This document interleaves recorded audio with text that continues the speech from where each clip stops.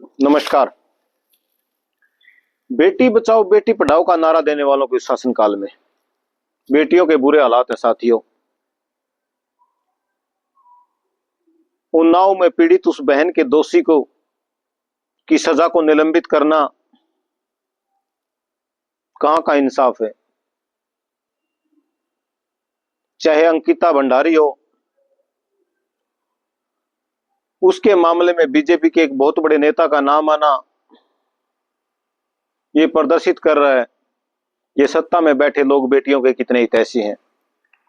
और अभी का ताजा मामला मेरे हिसार जिला के खुशी नर्सिंग कॉलेज कागसर का है साथियों।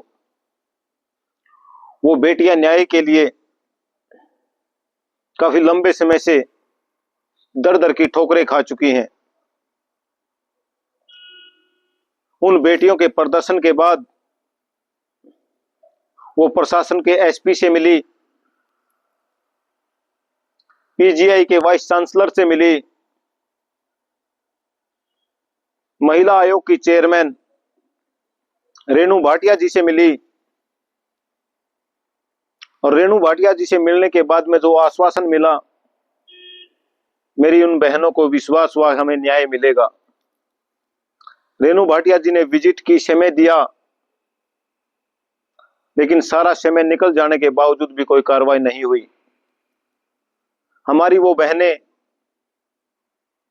प्रदेश के मुख्यमंत्री से मुलाकात की, लेकिन प्रदेश सरकार के मुखिया के द्वारा भी कोई कार्रवाई न किए जाना इस प्रदेश में एक बहुत बड़ी शंका खड़ी कर रहा है। आखिरकार उस कॉलेज के चेयरमैन के रिलेशन किसके साथ में है? क्यों सत्ता में बैठे लोग, क्यों ये सरकारी प्रशासन कार्रवाई नहीं करना चाहता? क्यों हमारी उन बेटियों को न्याय नहीं दिलाना चाहता? साथियों, यदि इसी तरीके से बहन बेटियों की दुर्गति होती रही, यदि उन्हें न्याय नहीं मिला, यदि जगह जगह पीड़ित होती रही और प्रताड़ित करती रही, तो क्या भविष्य होगा हमारे देश का और प्रदेश का? आज आवश्यकता है उन बहनों को अपने भाइयों की, अपने भाईचारे की, अपने सर्व समाज की, ताकि वो उनके साथ में खड़ा हो और हमारी उन बहनों को न्याय मिले। हम इस प्रदेश सरकार के मुखिया को भी कहना चाहते हैं, मुख्यमंत्री जी, बहन बेटी तो आपको भी है, क्या उनके साथ में कोई अन्याय हो या उनको कोई प्रताड़ना दे तो आप सहन करेंगे? गांव गलियों से निकल करके वो बेटियां अपने कैरियर, अपना भविष्य बनाने के लिए उस कॉलेज में गई हैं, लेकिन उनको प्रताड़ित किया जा रहा है। उनका स्पष्ट शब्दों में बोलना ये प्रदर्शित कर रहा है कि उस कॉलेज में सब कुछ सही नहीं है। लेकिन आपको संज्ञान लेना चाहिए। आप संज्ञान न लेने के बजाय मौन है, ये प्रदेश की जनता सहन नहीं करेगी। आज के दिन बहन बेटियों को जिस प्रदेश में, जिस देश में लक्ष्मी और देवी का दर्जा दिया जाता हो और उन्हीं के वर्षों के ऊपर सवाल उठने लग जाएं, तो समझ लेना ये प्रदेश और देश अंत की तरफ जा चुका है। तो इसलिए ना बेटियों के खिलाफ प्रताड़ना सहन होगी, ना कोई अन्याय सहन होगा।